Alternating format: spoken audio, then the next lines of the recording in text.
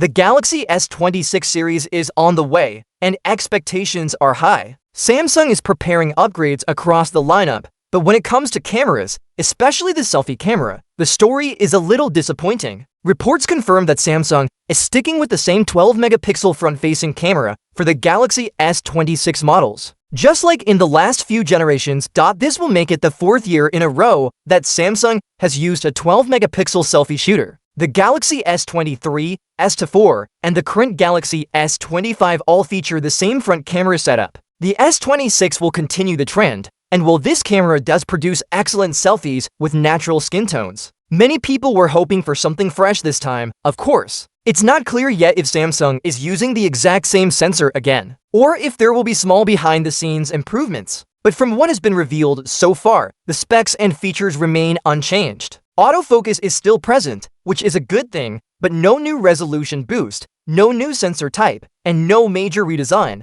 Now, some might see this as Samsung staying consistent, almost traditional. Others, however, see it as a missed opportunity. After all, the last major upgrade to a Galaxy S selfie camera came with the Galaxy S22 Ultra. That phone had a 40-megapixel sensor, which used pixel binning to deliver 10-megapixel shots with improved detail and light handling. Since then, Samsung has been content with 12-megapixel, even as its rivals have been pushing the envelope. Take Apple, for example. With the iPhone 17 series and the iPhone Air, Apple introduced a brand new 24-megapixel square sensor for its front cameras. This sensor captures 18-megapixel shots, whether the phone is held in portrait or landscape, making the selfie experience more flexible. Google also stepped up its game with the Pixel 10 Pro, which comes with a powerful 42-megapixel front camera paired with an 18mm lens. That wider field of view makes group selfies and video recordings much more convenient. While these upgrades from Apple and Google don't necessarily reinvent the wheel, they show a clear effort to improve the selfie experience.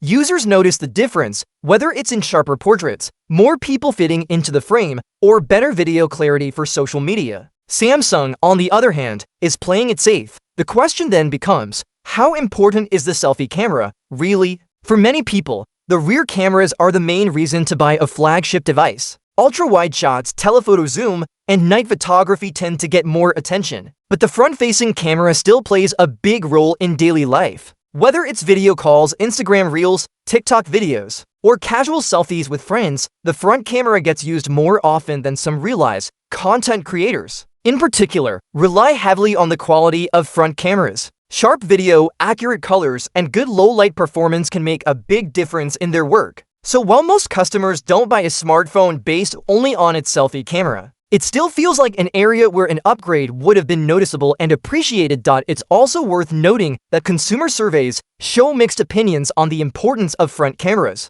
Some say they matter more than the rear cameras, others say they're less important but still relevant, and many say they don't care much at all. The truth probably lies in the middle, not a deal breaker, but certainly a feature that influences how enjoyable a phone feels to use every day. So, what does this mean for the Galaxy S26 series? Overall, the phones are still expected to be packed with upgrades, better performance, refined design, and improvements on the back cameras. But the lack of progress on the front-facing camera is a small shadow on what should otherwise be an exciting launch.